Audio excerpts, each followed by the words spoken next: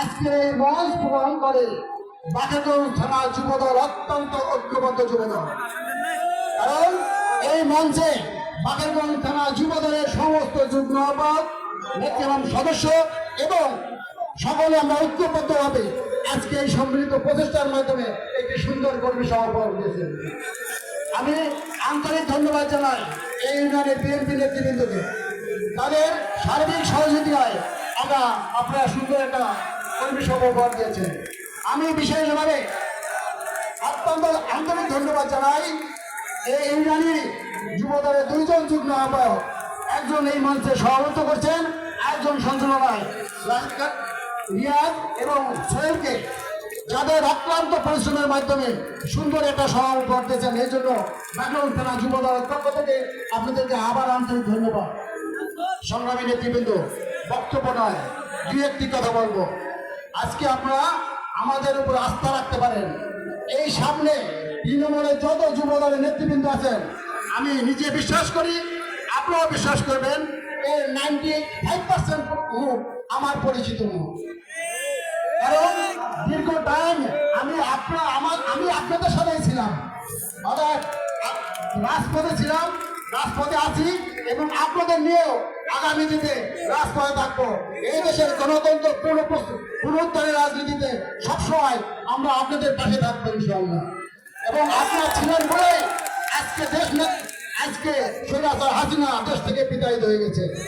তবে সর্বশেষ একটি কথা বলতে চাই, আমাদের উপর বিশেষ করে আমাদের যুবদলের নেতৃবৃন্দ আছেন, যারা সদস্যজি আহ্বায়ক সহ সিনিয়র যুগ্ম আহ্বায়ক সহ সকল নেতৃবৃন্দকে আস্থা রাখতে পারবেন।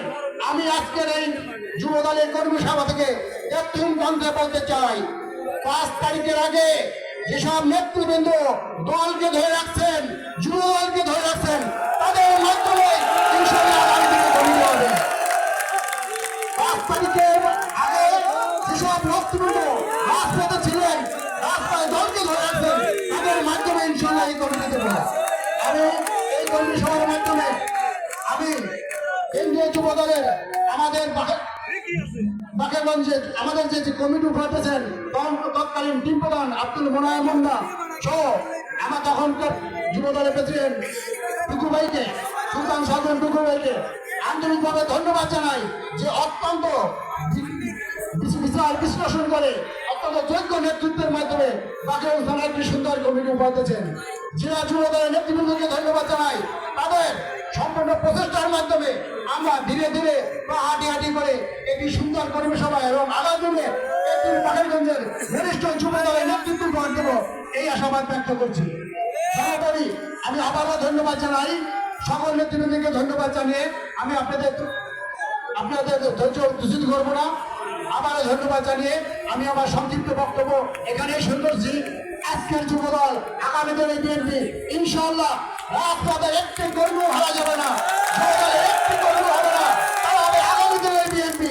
এবং আবারও বলছি যে রাজপথ কখনো বিপ্লবী করবে না। আমরা রাজপথের যেসব নেতৃবৃন্দ বিগত দিনে আন্দোলন সংগ্রামে ছিলেন, আমাদের সাথে আন্দোলন করছেন, জেল খেটেছেন, নির্যাতন হয়েছেন, একটি কর্মীও বাদ যাবে না।